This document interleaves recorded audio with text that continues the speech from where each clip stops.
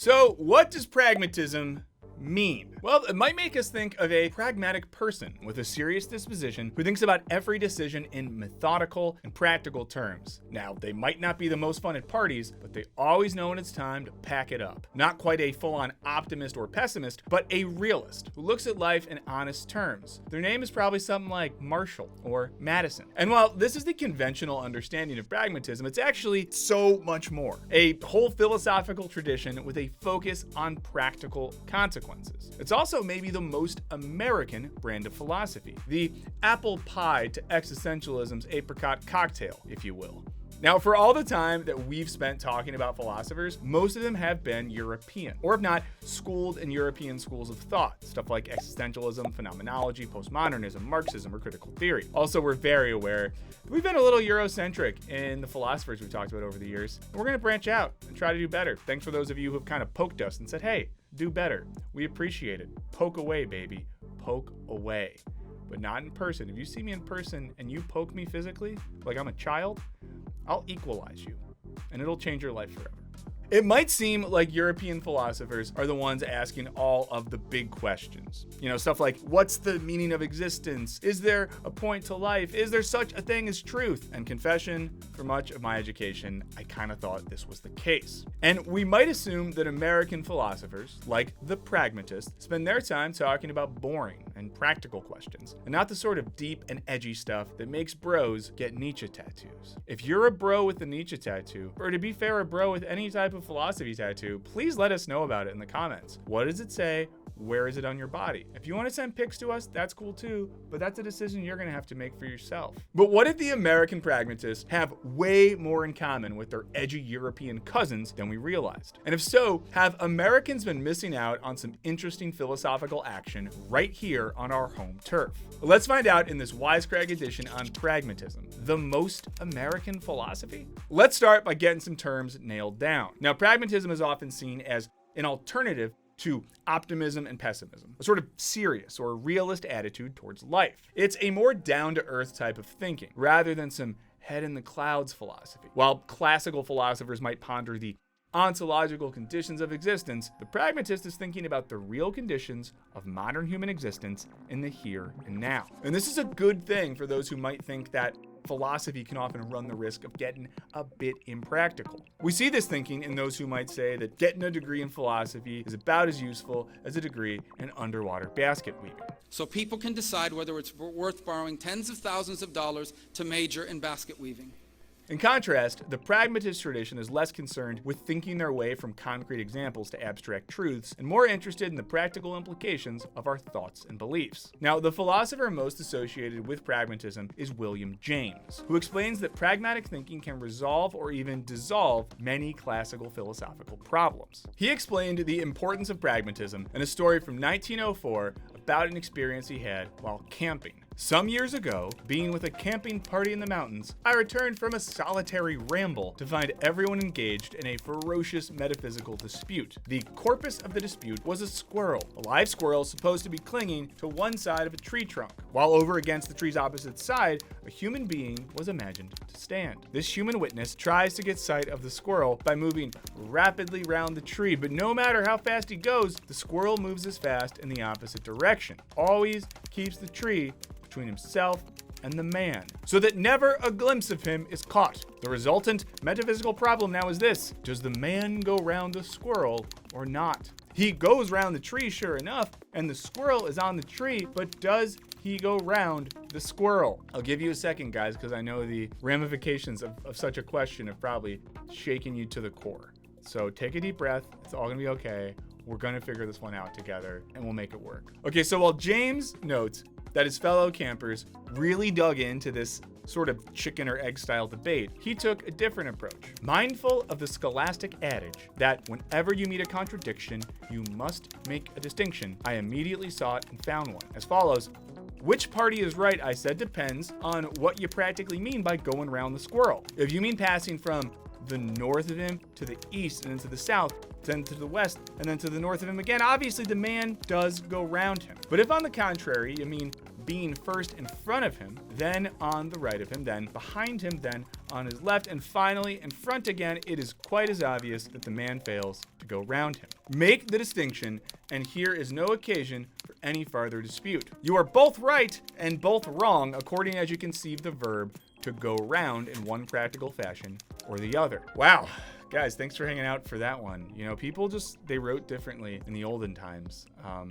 And I guess good for them, but it's a lot. But this is basically all a long way of saying you can intellectually jerk off to this question all you want, but at the end of the day, it doesn't really matter because you can just justify whichever position you like. Now, unless masturbatory verbiage, when it comes to a practical solution to this conundrum, there is no clear truth at play. Also, and we gotta say this, if I saw a group of guys in the woods standing around a tree chasing squirrels and having like metaphysical debates, I would assume they were all tripping very hard. So, do pragmatists think there are such things as real concepts of meaning, truth, and belief? Or are we all just shouting about squirrels when we debate these classic philosophical questions? Well, in his book from 1878, How to Make Our Ideas Clear, philosopher Charles Sanders Peirce, who introduced the term pragmatism to philosophy, lays out a pragmatic theory of the meaning of words. He does this by taking on the view of an experimental scientist and argues that when thinking about concepts, we need to think about what practical effects they might have, and then base our concepts primarily around these effects. In other words, meaning is inherently tied to function. Peirce is disconnecting meaning from what we get in someone like Plato, where something's true meaning is the ideal form of that thing. This would mean that the reality of the chair you're sitting in exists only relative to the ideal form of chairness, i.e. the perfect and true concept of chair. In a more pragmatic sense, the reality of the chair you're sitting in is the practical effect of being in a chair that supports your body as you watch YouTube videos at work, which is cool because it's cool to steal time from your company. Let me know in the comments how much time you think you've stolen from your company at your current job by watching YouTube videos and things of that nature. We're not here to judge, but maybe don't do it if you use your government name and you know your boss watches this channel. Yeah.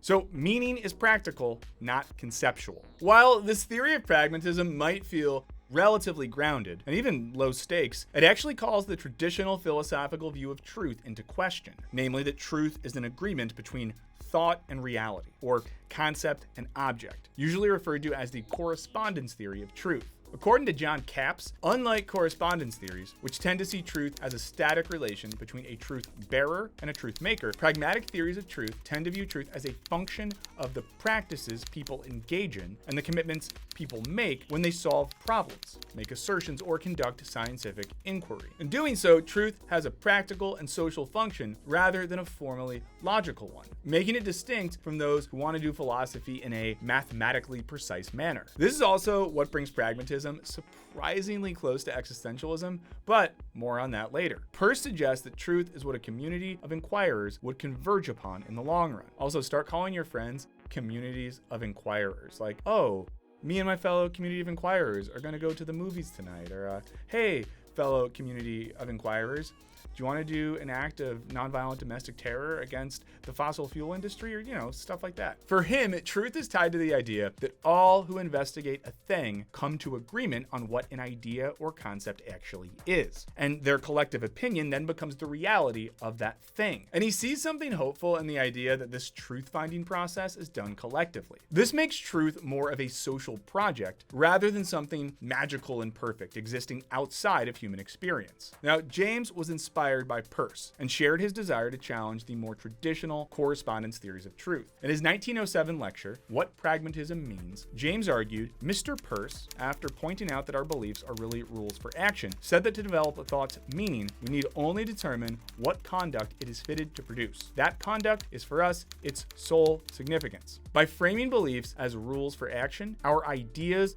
of what's true and false, real and unreal, become less speculative and more about our lived experience. Now, this makes truth more of a description of how an idea affects our actions than it is an idea we simply agree or disagree with. And while this might sound sort of anti-scientific, at least compared to a more Platonic model, James is taking his cues from science, writing that theories thus become instruments, not answers to enigmas in which we can rest. Now, some argue that James ventured too far from Peirce's science-minded method and towards that dirty word often associated with postmodernism, relativism, which is the idea that there's no fixed conception of truth. Now, we see this when he writes, if theological ideas prove to have value for concrete life, they will be true for pragmatism. While Peirce might think that the faith-based nature of theological ideas puts them outside the bounds of being true in any philosophical sense, James is arguing that if they have value for one's life, well, then they have value. And this made James more bold and even more radical than Peirce, writing things like, the true is the name of whatever proves itself to be good in the way of belief. And because all good mentors eventually turn into enemies, Peirce ended up criticizing James's view, calling his own work pragmatism as opposed to pragmatism. So his big move was adding a couple of letters into it to really make it distinct.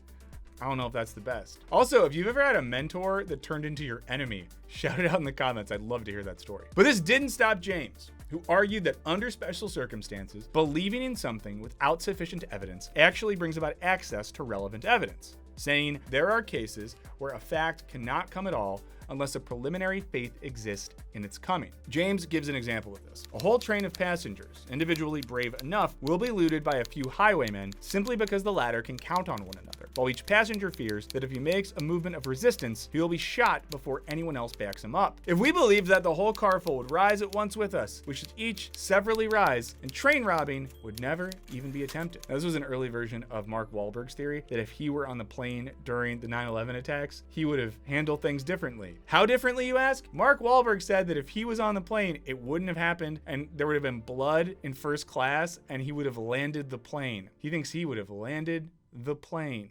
Mark Wahlberg. Another way to think of this is that sometimes the first step of truth is simply just making a decision. James writes, do not decide, but leave the question open is itself a passional decision, just like deciding yes or no, and is attended with the same risk of losing the truth, meaning that we can't disconnect human passion and decision making from the discovery of truth. But let's quickly jump on a flight to Paris and get back to the cool kids of philosophy. So if existentialism and postmodernism are like the alt kids vaping in the parking lot while laughing at the football players, are the pragmatists the kids walking by telling them smoking is unhealthy, and if they show up late to class again, Mr. Boggs is gonna make them retake geometry? Mr. Boggs was the name of a teacher I had in high school, and he was one of those guys that said stuff that I think was funny at the time that now I look back, I think was maybe misogynist. I think he was just kind of openly misogynist. I'm not totally sure. Maybe, maybe I'll talk with you about this sometime and we could really work through it together. Well, like the third act of a teen comedy, these groups might actually end up learning that they have more in common than they realized. Let's start with Nietzsche,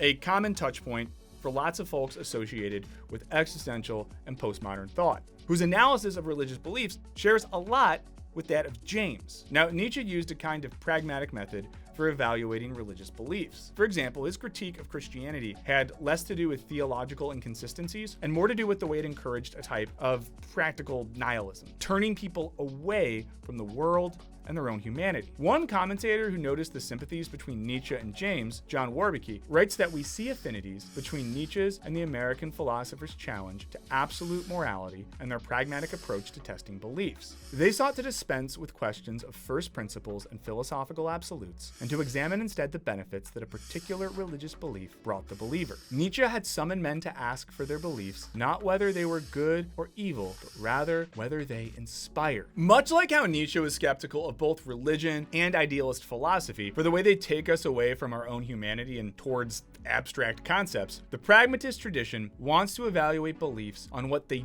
do more so than what they are in themselves. American philosopher Josiah Royce viewed James's will to believe, as he viewed Nietzsche's will to power, as an example of this contingent absolute idealism. There is no absolute truth, Royce says. There's only the truth that you need. In American Nietzsche, Jennifer Ratner Rosenhagen writes that for both Nietzsche and the pragmatists, truth was not a finished fact that lay outside human agency, but an instrument developed by people as they interacted with their physical and cultural environments. Nietzsche and the pragmatists stress that man is the maker of his universe. But it would be going way too far to say that the pragmatist, existentialist, and postmodernist share more or less the same philosophical project, as while there are many practical similarities in what they're doing, they have radically different aims. Walter Kaufmann, who translated Nietzsche and brought existentialism to American readers, thought that Nietzsche would have rejected James's account of truth. According to Ratner Rosenhagen, writing about Kaufmann's Kaufman's reading, for Nietzsche, truth can be indifferent to our needs. He argued repeatedly that we should not presume the world was made for us. For this reason, Kaufman argued, Nietzsche would have stridently rejected the presumption that what is useful must be true. For Nietzsche, even a belief that is necessary for life may be false. Just because one cannot bear the idea that God does not exist does not give God the right to exist. And while American philosopher Richard Rorty saw Nietzsche and the pragmatist as allies in his campaign to demonstrate that knowledge is nothing more and nothing less than a social practice, he also argued that Nietzsche's philosophy was altogether devoid of the spirit of social hope that is so essential for the American pragmatists. So, while elements of the pragmatist tradition can be read as an American answer to European existentialism, the American part is doing a lot of work there. Because while American thinkers do often take a critical stance towards the status quo, this stance is usually motivated by an underlying belief that while often difficult and far from guaranteed, social change is fundamentally possible within the current paradigm, which I also call the political philosophy of Barack Obama and Joe Biden. So while Nietzsche could only hope for a new man to come on the scene and redeem things, and the existentialists basically threw out dominant religious and political values to create new ones, the American pragmatists still had hope in the American project, making them staunch allies of Lin-Manuel Miranda. So if you've always been attracted to the exciting focus on life and existence found in the European philosophers of the 19th and 20th centuries, but you don't want to give up your love of a good baseball game, a cold domestic lager, and a fundamental belief in the power of voting, then pragmatism might just be the philosophy for you. But if you're convinced that at the heart of human experience and thought is a chaotic void,